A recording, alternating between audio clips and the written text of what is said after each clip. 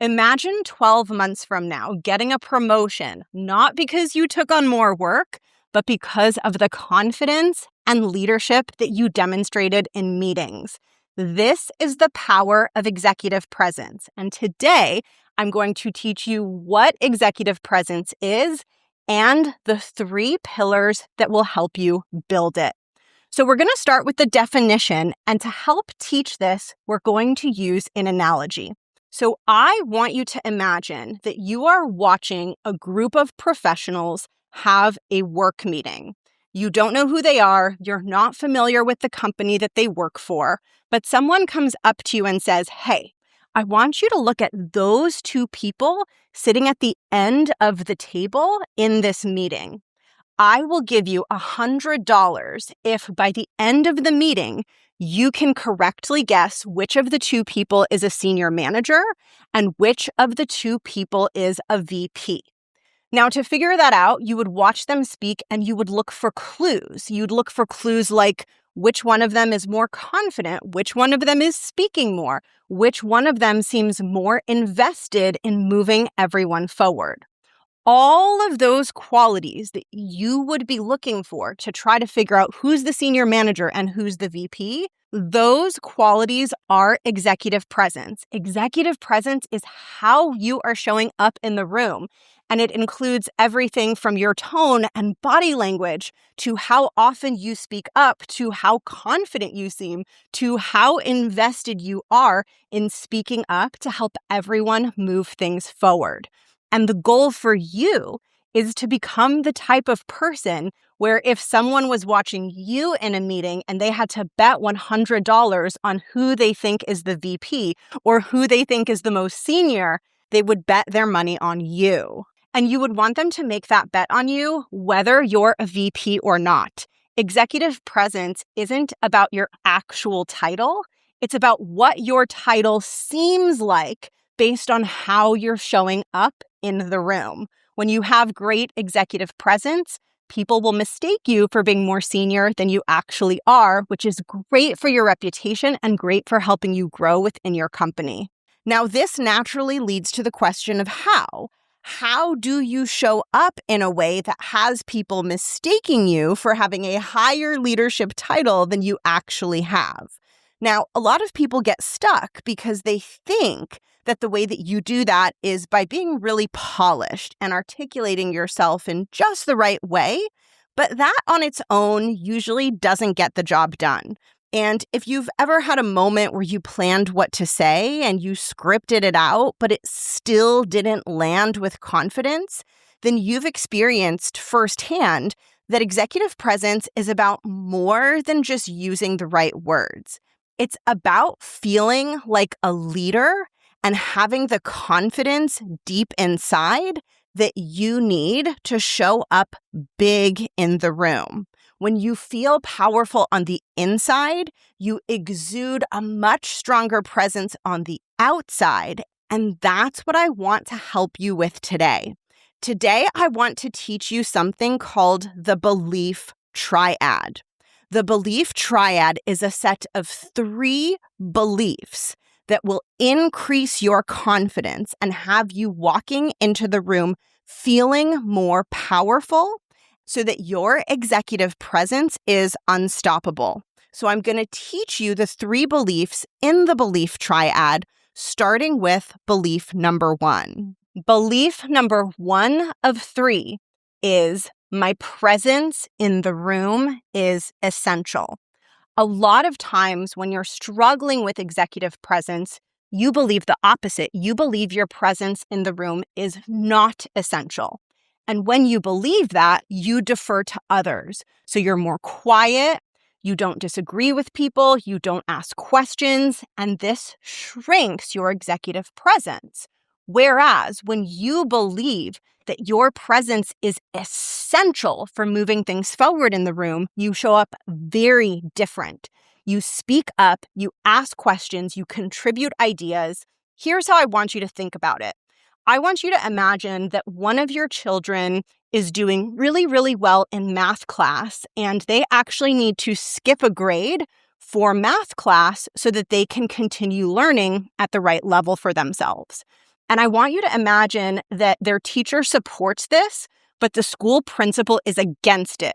And you're about to have a meeting with the teacher and the school principal to discuss whether your child is going to skip a grade for math class. Now, in that situation, you probably have the thought that your presence in the room is essential, even if you know that the teacher agrees with you.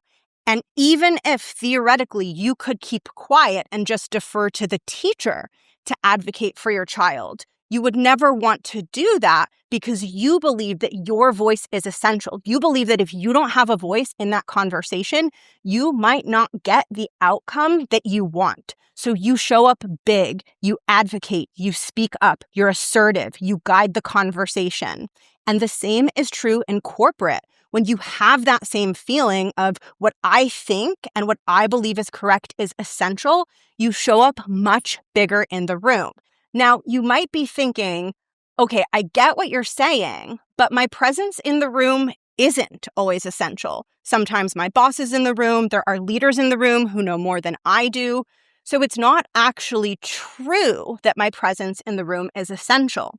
And what I would say is whether you believe that you're essential or you believe that you're not essential, whatever you believe in the long run becomes a self-fulfilling prophecy. If you believe that you're not essential, you don't speak up. The conversation is shaped by other people, and over time, people observe that you don't contribute as much, so you become less essential.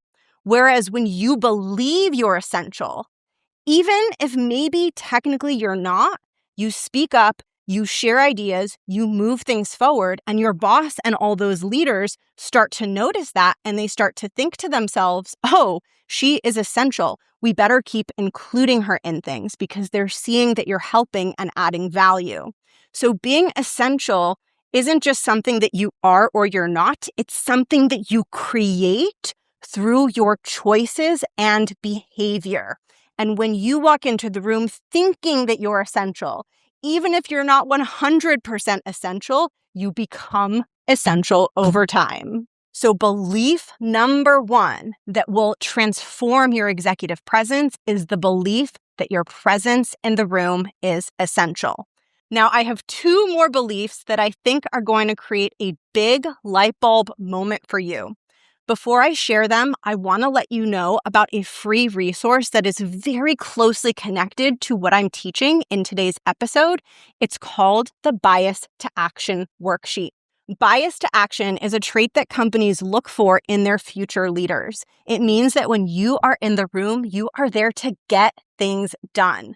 The Bias to Action Worksheet teaches you how to adjust your communication in the room so that you can demonstrate bias to action.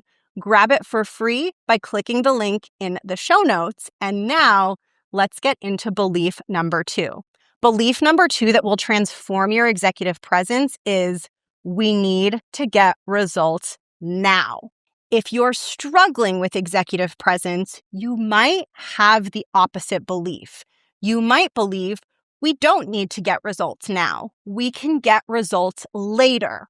When you have that belief, sometimes what happens is you think to yourself, this part of the meeting wasn't clear to me, but I'll ask about it later. I don't have the directions that I need to do my next step from this meeting, but I'll get those directions later. I have something to contribute, but I'll share it with people later. All of those thoughts shrink your presence in the room. You don't ask questions, you don't contribute your ideas, you're not an active part of the problem solving and of the conversation. Whereas when you believe that you need to get results now, you show up very differently.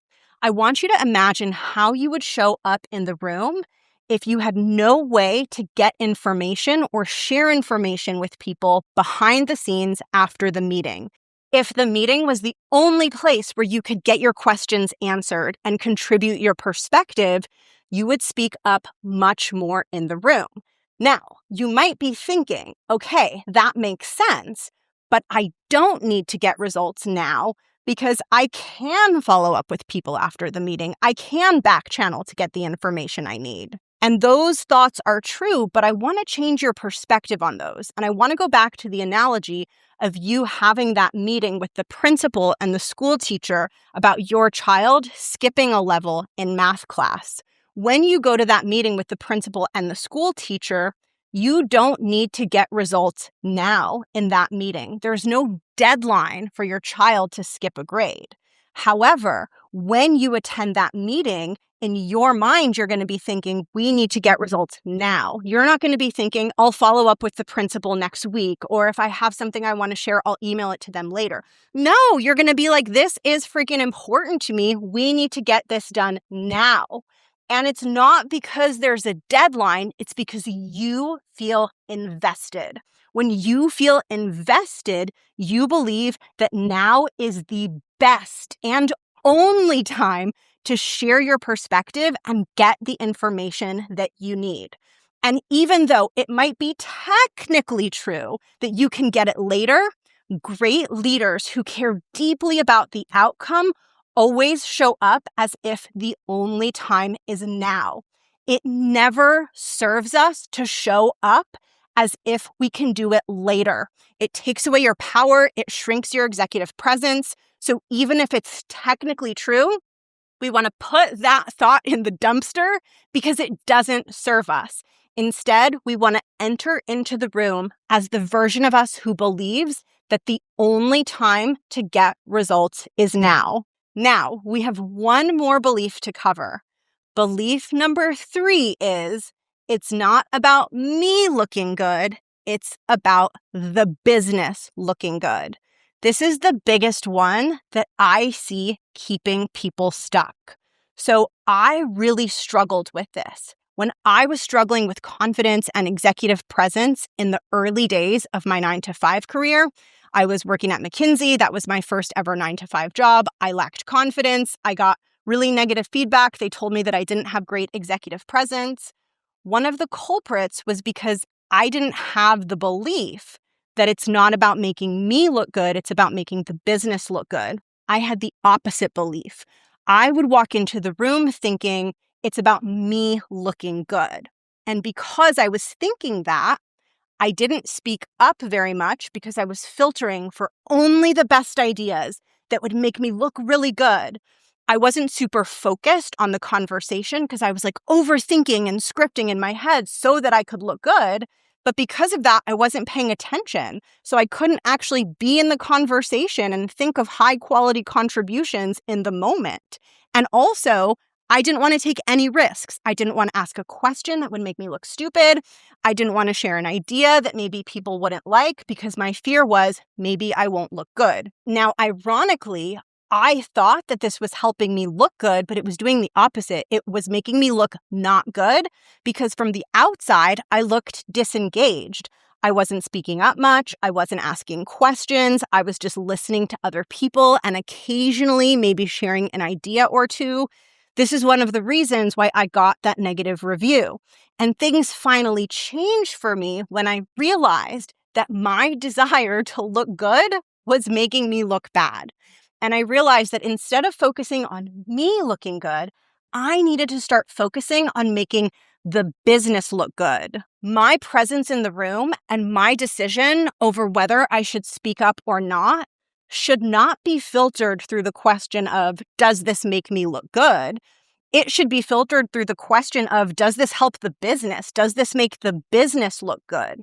So what this means is if I have an idea that can help, I'm going to share it even if I don't know what other people will think, because my goal is to make the business the hero, not me.